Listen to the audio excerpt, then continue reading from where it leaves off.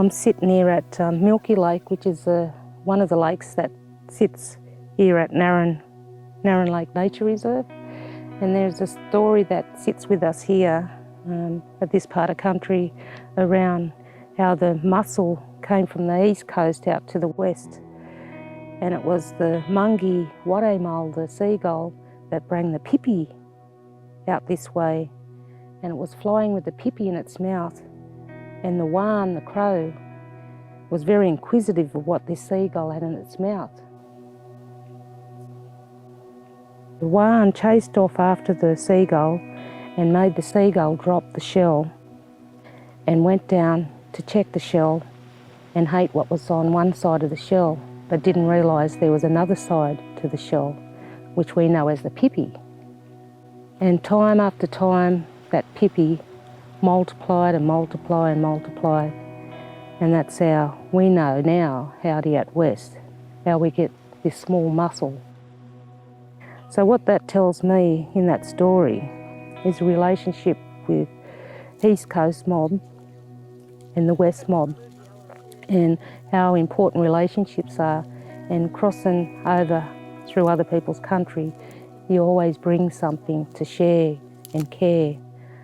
So, and that's how it is with country, you know. Country provides that sharing and caring with, you know, what it has there to offer. Mother Nature offers this free food for us, and, you know, the medicines, the water.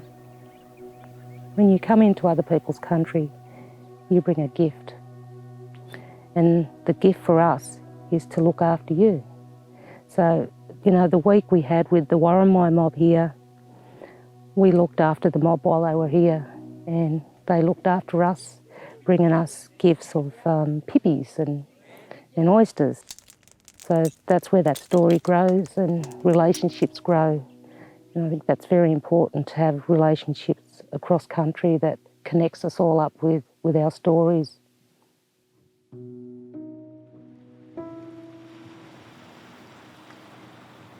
This is a big trip for me as a coastal fella to come to the west, 500 kilometres.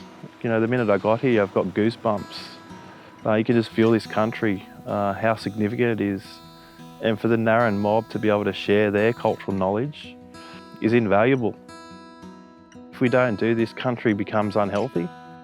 And this just strengthens not only us at Worimi, but strengthens the guys out here at Narran to be able to share that knowledge. You know, it's like a big mat, a woven mat, that our stories are woven and intertwined, and we're all connected as one mob.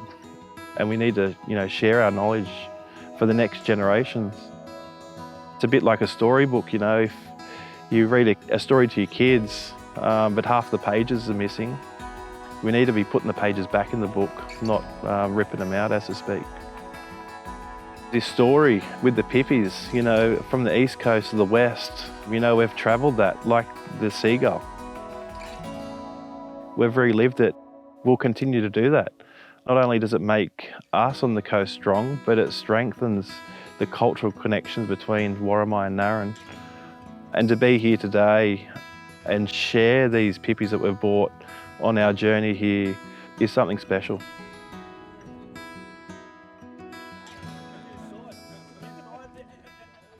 It's been marvellous coming out here, seeing what the mob's doing. You know, we really appreciate that and what they're giving us.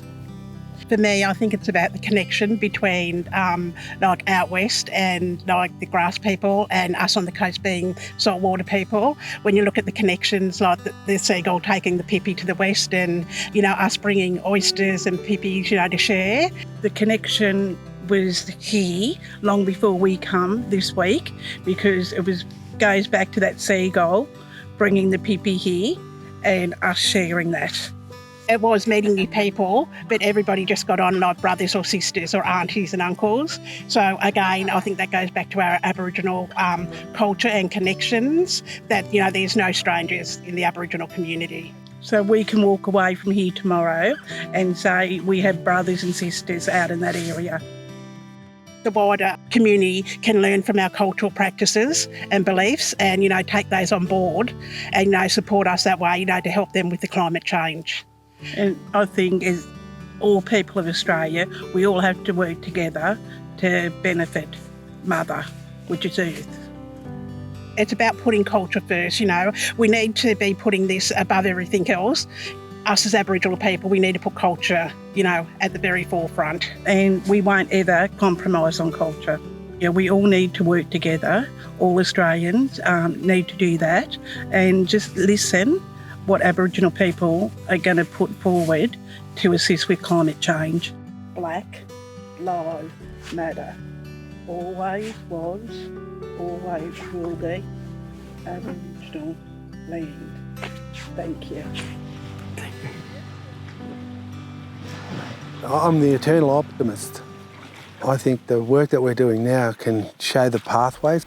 It mightn't be the best pathways, but it's the best pathways that we have right now. Maybe the next generation might be able to show it, and that's a part of the way that we pass the baton on to the next gen too. So if we can do the best that we possibly can around climate change and that impact, and maybe the gems are left to them, our next generation, as we pass culture on.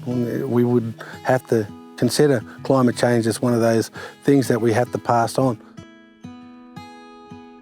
Some of it's out of our hands, but there is some that we can inform and we can reform here right now. Adding to that is the fact that we participate out here and we practice culture. So we're always mindful of how these landscapes are operating. Being an eternal optimist, we want to make sure that we are providing the pathway forward to make that change, whether it's good or bad, or maybe start to build the bridge that can get over where we need to get to as a people, as a traditional owner group here, the Yuwaalaraay people, and still have our brothers and sisters and, you know, non-Indigenous people come here to love the country as much as what we do. Made it out the gum, out of the trees. The next generation, if we don't set it up right with the work that we're doing right now, I feel we failed in our obligations. So there's a part of me that wants to make sure that if we're doing stuff on country here, we're doing it for country, but we're also doing it for the next generation, because, you know, we'll be losing our way if we did that. So it's important that we hand the country in better condition than what we've been given it. And I think we're doing it really well on Narran.